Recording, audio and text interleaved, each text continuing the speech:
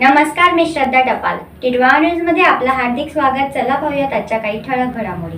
ज्ञान हाच विकासाचा खरा मार्ग आहे आणि उत्तम शिक्षण हेच भविष्यातील यशाचं मूळ आहे. आजच आपल्या पाल्यासाठी निवडा खडवली परिसरातील एकमेव मान्यताप्राप्त English school SRD public school and junior college Raye, Khadavli, Thane. Pre primary ते 12वी पर्यंत इंग्लिश माध्यमातील शिक्षण, सायन्स, कॉमर्स आणि आर्ट्स स्ट्रीम्स एकाच ठिकाणी. नवीन शैक्षणिक वर्ष 2025-26 साठी प्रवेश सुरू. SRD स्कूलची खास वैशिष्ट्य: डिजिटल क्लासरूम्स, अनुभवी आणि प्रमाणित शिक्षक, संस्कारक्षम शिक्षण, स्तोत्र श्लोकांसह ॲबॅकस, संगणक शिक्षण, CCTV सुरक्षा, मुलांसाठी खेळाचे मैदान, हिरवळ आणि स्लाइड्स. बाहेरगावच्या विद्यार्थ्यांसाठी बसची सुविधा उपलब्ध.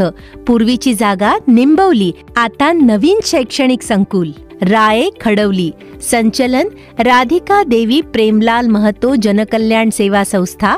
अध्यक्ष दिगंबर सर. संपर्क 9930970382 आणि 7304243840. SRD, जेथे शिक्षण होतं संस्कारांचं आणि भविष्य होतं उज्ज्वल.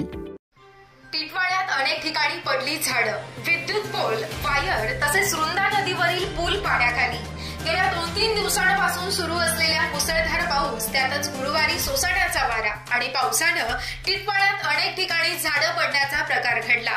मांडा पश्चिमेतील पाटील नगर येथील मोठं बदामाचं झाड तेथून जाणाऱ्या महावितरणच्या ST लाईनवर पडल्यानं पोल, विद्युत वायर तुटून पडली. तसेच आजूबाजूची घरं, गाड्यांचे मोठ्या प्रमाणामध्ये नुकसान झालं. मात्र जीवितहानी झाली नाही. महावितरण व अग्निशमन दलानं त्वरित सदरील ठिकाणी धाव घेत मदत कार्य सुरू केलं. तसेच पूर्वेतील ओम सिद्धिविनायक रेसिडेन्सी इमारतीच्या मागच्या बाजूला असलेलं बदामाचं झाडही तुटून पडलं. त्यातच संततधार सुरू असलेल्या पावसानं काळू नदीला मोठ्या प्रमाणामध्ये पूर आला. तर रुंदा येथील पूल पाण्याखाली गेला होता. त्यामुळे परिसरातील रुंदा, उशीत, मड, आरेला, भोंगाळपाडा, फळेगाव येथे जाणाऱ्या नागरिकांची मोठी गैरसोय निर्माण झाली होती. टिटवाळा येथे जाण्यासाठी खडवली, उतने या पर्यायी मार्गाचा वापर काही नागरिकांनी केला. तर तहसील प्रशासनाकडून नदीकाठच्या गावांना सतर्कतेचा इशारा दिला. दरम्यान टिटवाळा येथील घर अंगण ते नारायणनगर येथील रस्त्यावर देखील पावसाचं पाणी ओसंडून वाहत असल्यानं नागरिक आणि शाळकरी विद्यार्थ्यांना त्याचा मोठ्या प्रमाणात त्रास झाला आहे.